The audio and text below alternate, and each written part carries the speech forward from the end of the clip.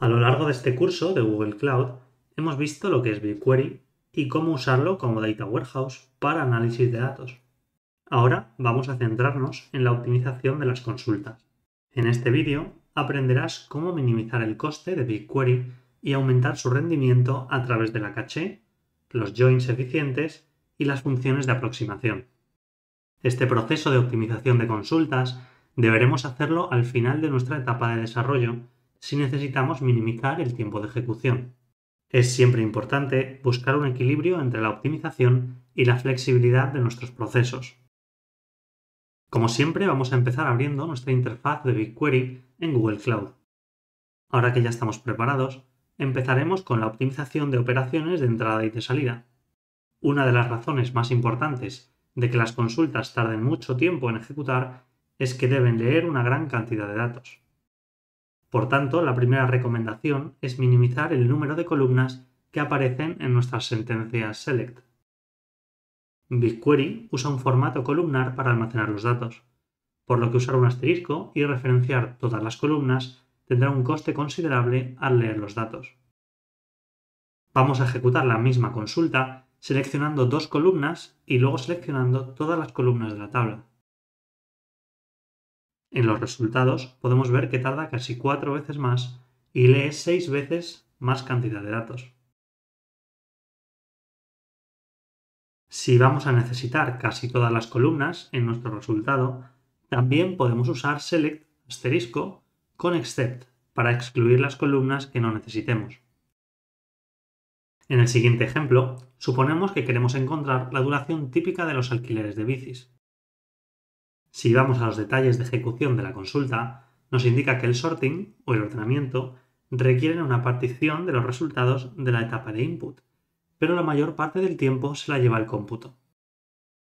Podemos reducir las operaciones de lectura de datos si hacemos el filtrado y el agrupamiento usando el nombre de la estación en vez del ID, ya que de esta forma necesitaremos leer menos columnas. Como vemos, si modificamos de esta forma la consulta, termina mucho antes y nos devuelve los mismos datos. Esto lo podemos hacer ya que existe una relación de 1 a 1 entre el nombre de la estación y su identificador. Ahora vamos a encontrar la distancia total recorrida por cada bici en nuestro dataset. Una forma de hacerlo es con la siguiente consulta, que busca la distancia de cada recorrido de cada bici y la suma. Aquí podemos evitar hacer un join de las tablas CycleStations y CycleHire si precomputamos la distancia de todos los pares de estaciones de esta forma.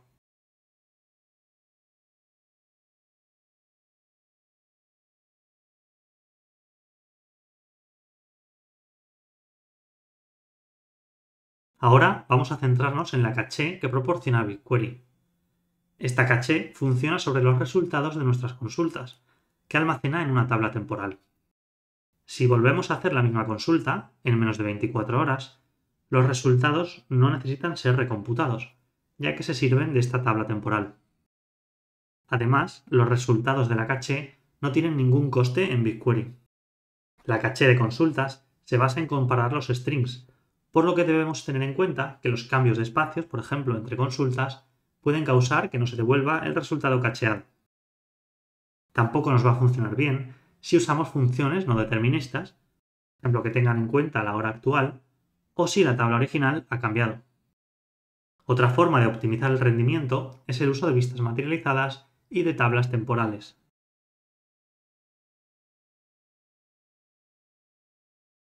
Lo siguiente que vamos a ver son los joins. Estas son operaciones bastante costosas, sobre todo cuando tenemos datasets grandes. El primer paso consiste en intentar evitarlos. Para esto podemos usar la técnica de la denormalización. Consiste en almacenar copias redundantes de los datos, por lo que no es tan eficiente en cuanto a espacio de almacenamiento. Aún así, en ocasiones permite acelerar mucho el acceso a los datos. Por ejemplo, en vez de almacenar la longitud y la latitud separadas de la tabla de contratos, podemos crear una tabla denormalizada que contenga toda la información que vamos a consultar. A partir de ahora, todas las consultas no tendrán que hacer joins sobre estas tablas. Estamos sacrificando almacenamiento por rendimiento. Otra casuística son joins de tablas consigo mismo. Podemos evitar este tipo de consultas mediante agregaciones o funciones de ventana. Vamos a hacer ahora una consulta sobre un dataset público de BigQuery que almacena los nombres de bebés en Estados Unidos.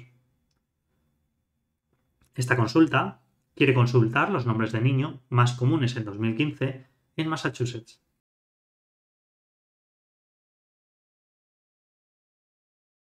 Como vemos, podremos hacer la misma consulta, pero con los nombres de niñas, y para obtener el total, hacer un join de la misma tabla.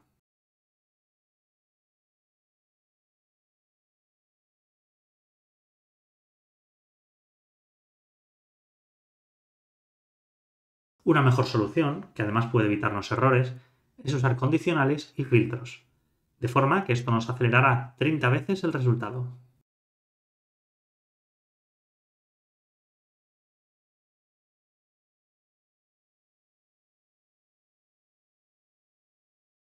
En ocasiones es necesario usar join. Para estos casos deberemos reducir antes la cantidad de datos que se van a usar en este join. Esta consulta, por ejemplo, agrupa antes del join los datos de la tabla, por lo que será mucho más eficiente.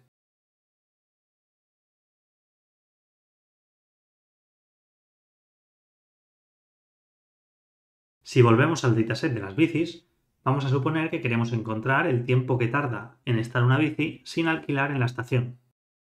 Puede parecer que la única solución aquí es hacer un join de la misma tabla, pero podemos evitarlo usando una función de ventana similar a la de esta consulta. A veces podemos precalcular algunas funciones en una tabla más pequeña para hacer un join sobre esta. Por ejemplo, si queremos encontrar las dos estaciones entre las que los clientes viajan más rápido en bici, podemos precalcular la velocidad o los minutos por kilómetro que hacen.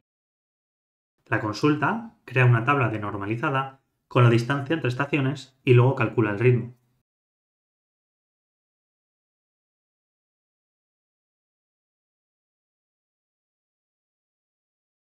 En BigQuery también hay algunas operaciones como ordenar los resultados que deben realizarse en un solo worker. Estas operaciones puede ser que consuman toda su memoria y dar un error. Para evitar esto, debemos limitar ordenar una gran cantidad de datos. Esta consulta que ves usa la función rowNumber para ordenar con un número los alquileres. Para mejorarla, podemos distribuir la operación de sort extrayendo la fecha de los alquileres y ordenarlo por día. En este caso se mejora a la mitad el tiempo de ejecución. También podemos tener errores en el caso de usar group by si una de las claves por las que se agrupa contiene muchos más registros que el resto. Para este ejemplo, usaremos una tabla de los commits de GitHub. Si agrupamos por franja horaria, nos falla, ya que la mayoría de los commits se han hecho en las mismas franjas horarias. Podemos usar aquí claves más granulares, de forma que el cálculo se distribuya en BigQuery en más nodos worker. Después agregamos los resultados que corresponden a cada clave. En este caso vemos que se agrupa por time zone y por nombre del repositorio.